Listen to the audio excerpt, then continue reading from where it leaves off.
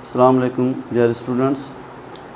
कल से जो important MCQs topics about entry test, तो लेक्चर नंबर 4 का ये पार्ट नंबर 2 है। कल जो हमने पढ़ा था वो क्यूब रूट्स ऑफ यूनिटी और उसके पावर्स और उनकी प्रॉपर्टी के बारे में पढ़ा था। तो अगर इसमें हम इस तरीके से लिखें कि ये है 1 प्लस ओमेगा स्क्वायर, तो ये तो ज़ीरो के बराबर है।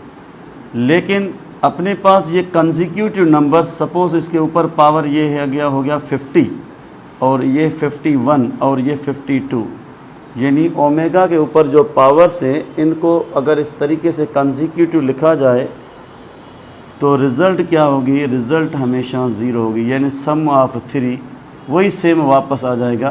क्योंकि ये जो 50 है, 50 मीन्स ओमेगा स्क्वायर, और ये जो 51 है इट मीन्स 1, और ये जो 52 है जो 7 + 2, तो यहाँ से हमें ओमेगा मिलेगा, तो वही सेम रिज़ल्ट होगी और रिज़ल्ट ज़ीरो बन जाएगी।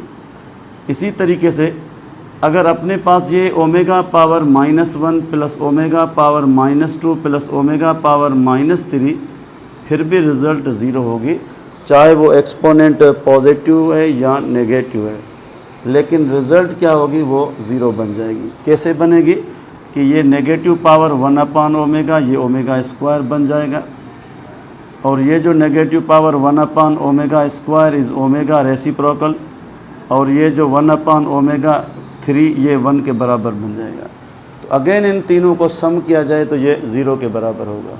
ठीक, इसी तरीके से हम इसकी प्रैक्टिस कर सकते हैं। एक और इम्पॉर्टेंट पॉइंट, ये जो ओमेगा की वैल्यू है in all cube roots of unity,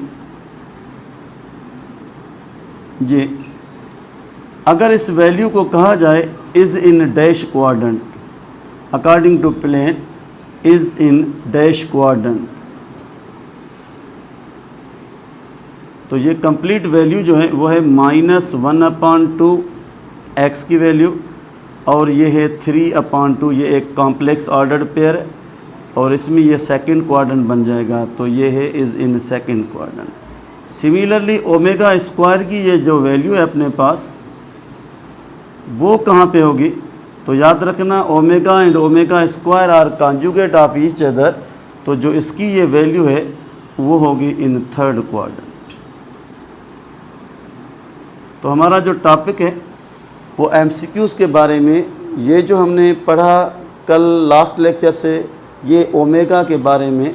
अगर इस तरीके से हम आयोटा के बारे में पढ़ें तो ये iota is equal to square root of -1 है। अगर इसके ऊपर कोई आयोटा पावर n है तो इससे जो भी रिज़ल्ट होगी ना, वो रिज़ल्ट होगी +r-1 में भी और +r- आयोटा में भी। तो ये जब +-1 या + आयोटा बन जाएगी तो कंप्लीट इसका पावर रिपीटेड होगा। जब रिपीटेड होगा तो ये 4 नंबर के बाद वापस रिपीट हो जाएगा। तो फ़र्ज़ कीजिए अपने पास ये है आयोटा के ऊपर 2, तो ये -1 है क्योंकि स्क्वायर करने से ये -1 है। ये आयोटा पावर 3, तो ये है माइनस आयोटा के बराबर। सिमिलरली ये आयोटा पावर 4 है, तो ये वापस iota square into iota square ये 1 बन जाएगा। या इसका तरीका ये है कि ये जो 4 है उसके बाद वापस रिपीट होने वाला है, तो इसको हम डिवाइड करेंगे 4 से, तो 4 कैंसिल, ये 0 आ गया। इट मीन्स ओमेगा पावर 0 ये 1 के बराबर बन जाएगा। यस, इसी तरीके से अगर इसके ऊपर कोई और पावर है, जैसे 19 पावर है, तो इट मीन्स 19 डिवाइड बाय 4, तो 4 की टेबल जो है ना यहाँ पे 4 टाइम, वी गेट 3 रिमाइंडर, यानी ये आयोटा पावर 19 और आयोटा पावर 3 इन दोनों की सेम वैल्यू होगी। It means minus iota. इस तरीके से अगर इस कंप्लीट के ऊपर एक बड़ा पावर है जैसे 2135, तो इसका मकसद है 2135, इसको हम डिवाइड करें 4 से, तो ये 5 टाइम 1 3 और 3 टाइम 1 और 15 अगेन 3 टाइम, तो ये 3 आ गया। Yes, is also iota power 3 आ गया। जब ये आयोटा पावर 3 आ गया तो it is also minus iota. क्यों कि ये आखिर में ये ओड है और ये भी ओड है, तो ये आयोटा पावर 3, आयोटा पावर 3 का मकसद ये -1 आ गया। ये आयोटा के ऊपर अगर पावर नेगेटिव है, ये जैसे ये, इट मीन्स 1 अपॉन आयोटा, क्योंकि ये नेगेटिव पावर जब अपॉन में जाएगा तो इसको हम रैशनलाइज करेंगे, कॉन्जुगेट करेंगे, तो multiply and divide by iota. तो ये 1 इंटू आयोटा और अपॉन में ये आयोटा इंटू आयोटा स्क्वायर, इसको हम रैशनलाइज के साथ साथ एक और नाल की ये गोल्डन रूल ऑफ फ्रैक्शन भी है। तो ये आयोटा अपॉन में आयोटा स्क्वायर की वैल्यू -1, तो ये कंप्लीट माइनस आयोटा बन जाएगा। तो याद रखो कि ये जो आयोटा है और माइनस आयोटा है, they are dash of each other. अगर इस तरीके से आ जाए तो they are additive inverse of each other and reciprocal of each other. ये याद रखना, ये आयोटा, इसके आगे ये minus iota, they are additive inverse of each other. अगर इसको रेसिप्रोकल किया जाए ये रिज़ल्ट मिलेगी, तो साबित हुआ इन दोनों में दोनों इन्वर्स मौजूद, मल्टीप्लिकेटिव और एडेटिव इन्वर्स। इस तरीके से हर आयोटा को, जैसे ये आयोटा पावर 1 आ गया, ये आयोटा स्क्वायर आ गया, ये आयोटा क्यूब आ गया, ये आयोटा पावर 4, तो ये 4 आयोटा कंसेक्यूटिव पावर्स, इस कंप्लीट की रिज़ल्ट क्या होगी, यह सम इज़ इक्वल टू 0 बन जाएगा। इसी तरीके से फ़र्ज़ कीजिए इसके ऊपर ये 100 है और ये आयोटा पावर 101 है और ये आयोटा पावर 102 है, फिर आयोटा पावर 103 है। यस, इन पावर्स को देखोगे तो ये कंसेक्यूटिव पावर्स, इट मीन्स 0। तो ये लाजमी नहीं है कि 100 फिर तरतीब से, अगर इसको इस तरीके से लिखा जाए 100 फिर आयोटा पावर 99 यानी डिक्रीज़ किया, आयोटा पावर 98 और आयोटा पावर 97, फिर भी जो आंसर होगा सम इन 4 का वो 0 के बराबर बन जाएगा। इसी तरीके से अगर इस आयोटा के ऊपर ये माइनस है, फिर आयोटा पावर ये -2, ये आयोटा पावर -3, आयोटा पावर -4, फिर भी इनकी रिज़ल्ट जो आएगी वो क्या होगी, 0। तो यहाँ पे एक इम्पॉर्टेंट पॉइंट ये है कि ये जो iota and minus iota are dash, तो ये additive inverse of each other and also multiplicative inverse of each other, यानी रेसिप्रोकल। सिमिलरली ये अपने पास है आयोटा स्क्वायर और ये है आयोटा पावर 4। अगर इनको देखा जाए तो इसकी रिज़ल्ट है -1 और इसकी रिज़ल्ट है +1, तो साबित हुआ they are only additive inverse of each other, लेकिन इसमें मल्टीप्लिकेशन इन्वर्स नहीं होगा। ठीक, अगर हमारे पास ये वैल्यू है x पावर 4 और यहाँ पे 1 लिखा हुआ है, ये नहीं 4/4 रूट्स ऑफ यूनिटी अगर कहा जाए, यूनिटी कल लास्ट लेक्चर में हमने पढ़ा जो था वो था क्यूब रूट्स, अब 4/4 roots of unity, x power 4 equal to 1। तो ये क्या है, ये एक बाय क्वाड्रेटिक इक्वेशन बनेगी। तो how many roots of this equation, तो इसका नाम सबसे पहले क्या है, इससे जो इक्वेशन है वो है बाय क्वाड्रेटिक। तो इस बाय क्वाड्रेटिक इक्वेशन का और नाम है क्वार्टिक इक्वेशन, क्वार्टिक। तो इसके ऊपर जो डिग्री है वो क्या है, 4 है। It means there are dash roots, यानी 4/4 रूट्स, तो ये ऑप्शन में होगा 4। कैसे होगा, ये x पावर 4 -1 इक्वल टू 0 एक स्टैंडर्ड इक्वेशन बनाई बाय क्वाड्रेटिक को। अगर इसको फैक्टराइज किया जाए तो ये x स्क्वायर -1 एक फैक्टर बनेगा, x स्क्वायर +1 ये दूसरा फैक्टर बन जाएगा। अलग अलग x स्क्वायर -1 इक्वल टू 0 और x स्क्वायर +1 इक्वल टू 0, तो ये x square equal to 1 square root both side, तो x की वैल्यू क्या होगी, +or -1। तो ये additive inverse of each other, +1 and -1। लेकिन यहाँ से जो वैल्यू मिलेगी वो -1 square root on both side, तो यहाँ से वैल्यू होगी plus iota also minus, because square root of -1 is iota. तो दीज 4 वैल्यूज़ अगर इसका सॉल्यूशन सेट बनाया जाए तो ये -1, फिर ये +1, फिर ये माइनस आयोटा और क्या होगा आयोटा, ये सॉल्यूशन सेट है। अगर इसको यहाँ पे वापस पुट किया जाए तो 1 power 4 -1 power 4 iota power 4 minus iota power 4, तो ये लेफ़्ट इक्वल टू राइट होगी, यानी 4 रूट्स बैलेंस करेंगे इसको, यानी बाय क्वाड्रेटिक इक्वेशन को। तो इसमें भी एक आयोटा है, इसलिए मैंने एक्सपोनेंट ऑफ पावर आयोटा में कहा कि ये भी एक क्लियर हो गया कि 4/4 रूट्स ऑफ यूनिटी में 2 roots are real and 2 other roots are imaginary, यानी ये कॉम्प्लेक्स में शामिल होगा। अगर इन 4 रूट्स को प्लस या मल्टीप्लाई किया जाए, फ़र्ज़ कीजिए इन 4 रूट्स को सम किया, सम ऑफ 4/4 रूट्स ऑफ यूनिटी किया इस तरीके से, तो ये -1 फिर ये +1 फिर ये प्लस आयोटा और ये माइनस आयोटा, तो सब की रिज़ल्ट जो होगी वो क्या होगी सम 0। जिस तरीके से all cube roots of unity में भी सम 0 था, तो यहाँ पे भी किसी का 4/4 रूट्स बनाया जाए, यानी वो नंबर जिस नंबर में पावर 4 बन जाए, जिस तरीके से 16 है तो ये 2 पावर 4 बन जाएगा, अगर जैसे 81 है तो ये 3 पावर 4 बन जाएगा। तो इन सब में 4/4 रूट ऑफ यूनिटी होगा, लेकिन इन सब का जो सम है ना वो 0 के बराबर होगा।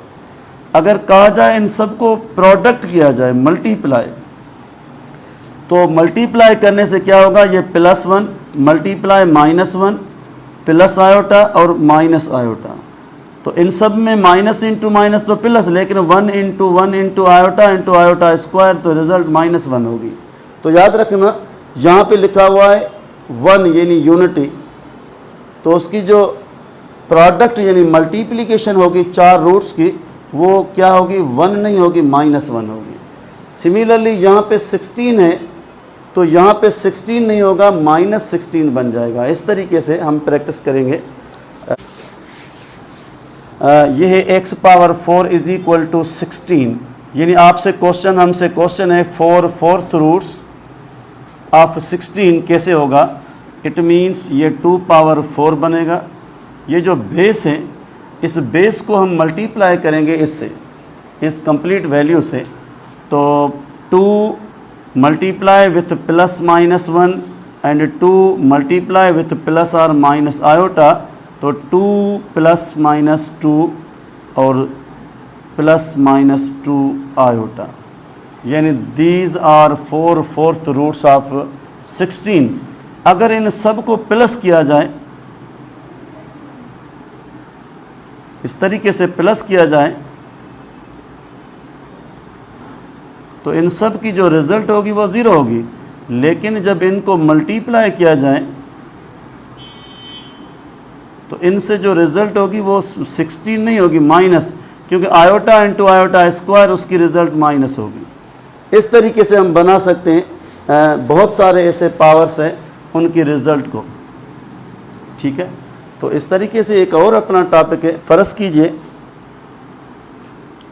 ये रिज़ल्ट है कि 1 + ओमेगा स्क्वायर है, उसके बाद ये ओमेगा पावर 4 आ गया, फिर उसके बाद ये ओमेगा पावर 8 आ गया, यानी डबल हो रहा है।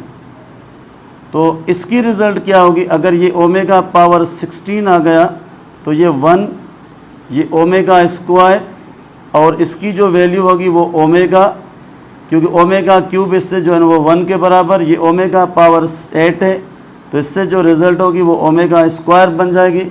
और ये जो ओमेगा पावर 16 है, इस ओमेगा पावर 16 से जो हमें रिज़ल्ट मिलेगी वो क्या होगी, जैसे ये है ओमेगा पावर 3 होल पावर, समझो कि ये है 5, तो ये 15, इसकी रिज़ल्ट 1 होगी। एक ओमेगा जो बचेगा वो यहाँ पे हम रखेंगे। It means 1 + 2 omega + 2 omega square, यानी इन दोनों से 2 common, we get omega + omega square, यानी 1 + 2, और ये कंप्लीट प्रॉपर्टी इक्वल टू -1, यानी ये पूरा -2 है, इससे जब ये 1 कैंसिल होगा वही गेट -1। तो क्वेश्चन का मकसद ये है कि ये 1 है, अगर ये 1 नहीं है तो ये टोटल की टोटल रिज़ल्ट है -2, क्योंकि एक बार, दूसरी बार, तीसरी बार, चौथी बार, लेकिन एक दूसरे का पावर जो है ना वो डबल है, तो इस कंप्लीट की रिज़ल्ट क्या होगी, ये -2 होगी। और इसके साथ जो मैंने 1 लिखा, इट मीन्स ये 1 उस -2 से कैंसिल होगा, ये रिज़ल्ट बन जाएगी। सिमिलरली अपने पास एक वैल्यू है इस तरीके से, जैसे ये है आयोटा, और इस आयोटा के ऊपर 1 plus omega square is dash, तो अंडरस्टूड है ये कंप्लीट 0 और ओमेगा पावर 0 1 बन जाएगा। अगर फ़र्ज़ कीजिए इसके ऊपर ये वैल्यू है ओमेगा प्लस ओमेगा स्क्वायर, तो ये आयोटा सेम होगा, इस कंप्लीट की वैल्यू है -1, it means 1 upon iota. 1 upon iota क्या है, एडेटिव इन्वर्स भी है और मल्टीप्लिकेटिव इन्वर्स है, ये माइनस आयोटा बन जाएगा रेशनलाइज करने के बाद। तो इस तरीके से हम प्रैक्टिस करेंगे। और एक और पॉइंट है, फ़र्ज़ कीजिए अपने पास ये लिखा हुआ है डी मूवरीज थ्योरम के ज़रिए cos n पाई अपॉन 2 और ये आयोटा sin n पाई अपॉन 2, या इसको हम लिखेंगे सिस, यानी इन कॉम्प्लेक्स सिस्टम में C for cos, S for sin और ये आयोटा, इसके आगे मैंने ये लिखा n पाई अपॉन 2, दोनों की कॉमन एंगल। तो ये जो कंप्लीट वैल्यू है वो किसके बराबर है, ये आयोटा पावर n के बराबर है। यस, एक ये भी फार्मूला है, इसको हम कहते हैं डी मूवरीज थ्योरम। फ़र्ज़ कीजिए n आपके पास है 0, तो ये iota power 0 is equal to cos n की वैल्यू मल्टीप्लाई पाई अपॉन 2, ये पूरा cos 0, तो ये cos 0 क्या होगा 1 प्लस ये आयोटा, और यहाँ पे जब 0 रखोगे तो ये साइन 0 मीन्स 0, यानी आयोटा पावर 0 इक्वल टू 1 बन जाएगा। तो एक तो पावर मालूम करने का तरीका था और ये दूसरा तरीका है डी मूवरीज के ज़रिए।